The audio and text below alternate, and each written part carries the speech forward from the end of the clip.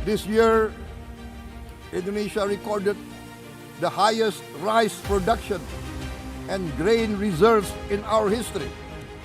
We are now self-sufficient in rice, and we are starting now to export rice to other nations in need, including providing rice for Palestine.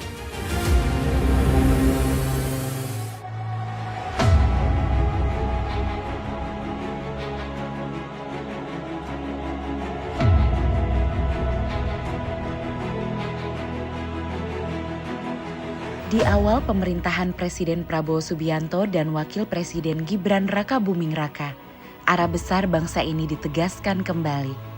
Pertanian menjadi urat nadi kemandirian, penjaga ketahanan, dan harga diri bangsa.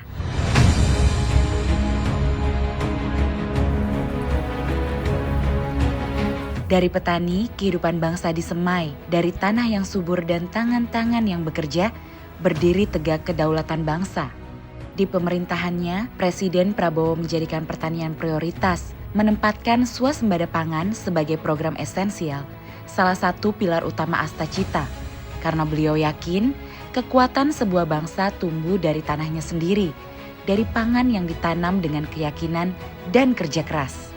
Sejak awal pemerintahannya, Presiden Prabowo bergerak cepat, menata fondasi kedaulatan pangan Indonesia. Pemerintah mempercepat pembangunan dan rehabilitasi jaringan irigasi, mengalirkan kehidupan hingga ke sawah-sawah terjauh dari Jawa hingga Papua.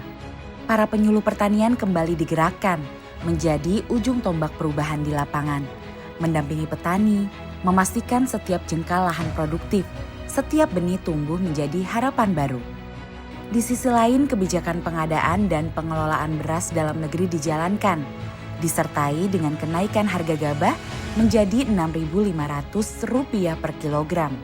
Tak berhenti di situ, tata kelola pupuk bersubsidi disederhanakan, rantai birokrasi yang panjang dipangkas, penyaluran dipercepat, dan kini pupuk tiba tepat dan cepat di tangan petani yang berhak.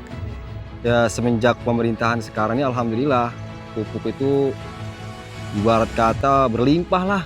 Yang penting kita itu sudah terdaftar di RDKK yang didata sama kelompok tani, nggak ada istilah kekurangan untuk wilayah sini dan mudah-mudahan sih untuk semuanya, para petani se-Indonesia. Langkah-langkah ini menjadi bukti nyata, pemerintah hadir sepenuhnya. Keringat petani dibalas dengan kesejahteraan, dan pertanian Indonesia melangkah pasti menuju swasembada yang berdaulat. Hasilnya terasa, produksi beras nasional melonjak. Badan Pusat Statistik mencatat, hingga November 2025, produksi beras Indonesia mencapai 33,19 juta ton, meningkat 12,62% dibanding tahun sebelumnya. Bahkan, sepanjang tahun 2025 ini, Indonesia berhasil untuk tidak impor beras medium. Ini bukan sekedar angka, ini adalah bukti kerja bersama. Prediksi lembaga dunia pun terbukti. Food and Agriculture Organization atau FAO memproyeksikan produksi beras Indonesia tahun ini mencapai 35,6 juta ton. Sementara United States Department of Agriculture atau USDA menempatkan Indonesia sebagai salah satu negara dengan peningkatan produksi tertinggi di Asia Tenggara. Capaian ini menegaskan Indonesia mampu untuk kembali berdaulat di tanahnya sendiri. Di desa, wajah-wajah petani kini tersenyum. Harga gabah naik ke titik tertinggi sepanjang sejarah. Pendapatan meningkat, kehidupan membaik, dan semangat menanam kembali tumbuh. Kini, kesejahteraan petani itu benar ada. Pada September 2025, nilai tukar petani mencapai 124,36. Dengan adanya pemerintah menyetandarkan harga gabah, alhamdulillah untuk musim tanam sekarang, kami sebagai petani merasa berterima kasih banget kepada pemerintah, terutama dari Kementerian Pertanian dengan harga 6.500. Dengan naiknya harga gabah, kami sebagai petani merasa diuntungkan dan hasil kami juga sesuai dengan apa yang telah kami kerjakan selama 4 bulan, Pak. yang sangat luar biasa. Kami mengucapkan ribuan terima kasih kepada Bapak Menteri Pertanian, Bapak Andi Amran Sulaiman. Terima kasih juga kepada Bapak Presiden Republik Indonesia, Pak Prabowo Subianto. Pemerintah berhasil menjaga keseimbangan. Petani tidak merugi. Rakyat tetap nyaman, tak ada lagi ruang bagi mafia pangan. Negara hadir menegakkan keadilan bagi mereka yang selama ini bekerja untuk bangsa. Setiap butir padi kini menjadi simbol keringat yang dihargai dan perjuangan yang dihormati. Kerja keras itu semakin nyata. Ekspor pertanian melonjak hingga 38,25%.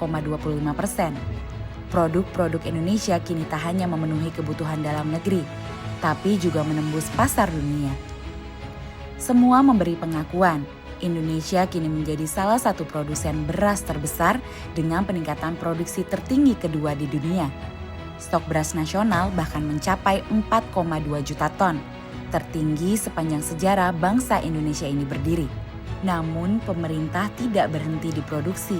Langkah besar berikutnya adalah hilirisasi pertanian. Bahan mentah kini diolah di dalam negeri, menciptakan nilai tambah dan membuka lapangan kerja baru. 8,6 juta tenaga kerja bahkan berpotensi dapat terserap dari upaya hilirisasi ini.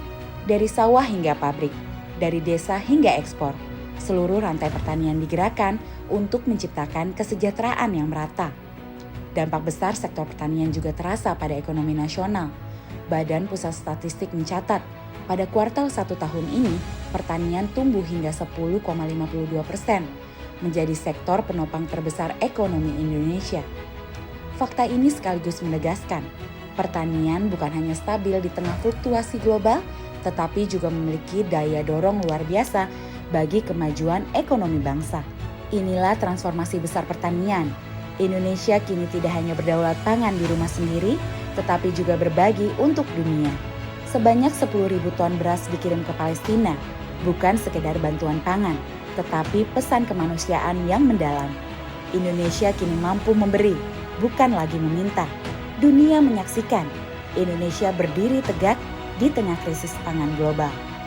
1 tahun kepemimpinan Presiden Prabowo Subianto dan Wakil Presiden Gibran Rakabuming Raka telah mengubah wajah pertanian Indonesia. Dari sawah tumbuh harapan baru. Dari tangan petani lahir ketahanan bangsa. Dari kebijakan yang berpihak hadir kesejahteraan nyata. Pertanian Indonesia kini berdampak untuk petani, untuk Indonesia, untuk dunia.